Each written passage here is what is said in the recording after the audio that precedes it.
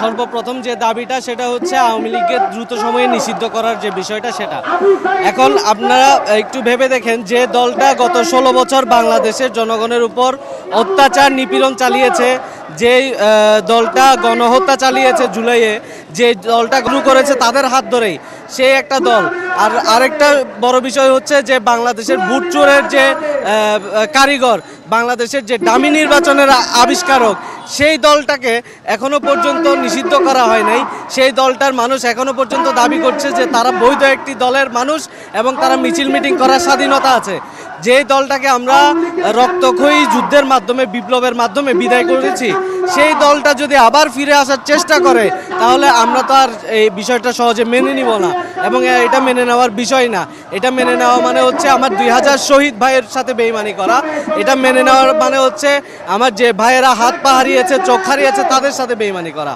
এরপর দ্বিতীয় যেটা বিষয় সেটা হচ্ছে আন্তর্জাতিক ট্রাইব্যুনালে দ্রুত সময়ে বিচার নিশ্চিত করা, যেটা সবচেয়ে বেশি জরুরি। আওয়ামী লীগ গত 16 বছরের যে অত্যাচার নিপীড়ন, এটার বিচার অবশ্যই দ্রুত সময়ে করতে হবে। আর তৃতীয় বিষয় হচ্ছে জুলাই ঘোষণাপত্র। এটা আপনারা ভালো মতোই জানেন যে একটা বিপ্লব সংগঠিত হওয়ার পর সেটার যে সার্টিফিকেশন, সেটার যে ঘোষণাপত্র, এটা সবচেয়ে বেশি জরুরি। এটা যদি জুলাইয়ের ঘোষণাপত্র না থাকা মানে জুলাইয়ের অস্তিত্ব না থাকা। সামনে যে কোনো সময় যে কোনো দল, যে কোনো গোষ্ঠী এই জুলাই।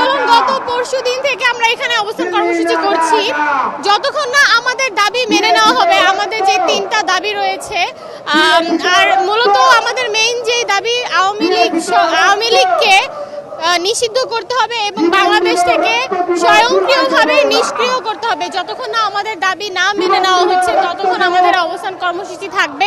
ইনশাআল্লাহ এই শাহবাগ থেকেই আমরা একটি ধ্বনি পাবো, আমরা একটা নতুন সকাল পাবো, নতুন দিন পাবো, যেখানে আওয়ামী লীগ নামে কোনো সংগঠন থাকবে না।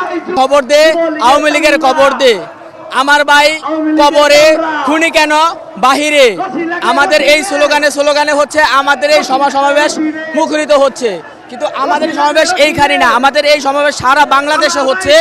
এবং সবার একই কথা, জীবন দিব, জান দিব, জুলাই বিপ্লব দিব না। এবং আমাদের অনেকগুলো দাবি আছে।